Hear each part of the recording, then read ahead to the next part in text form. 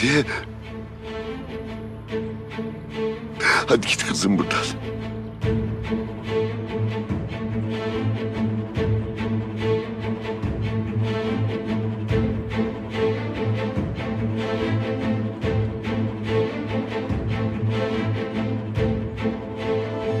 Hadi.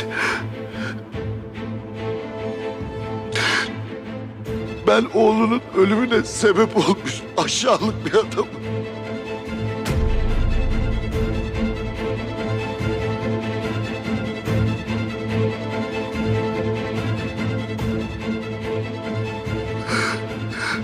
Affet beni güzel kızım.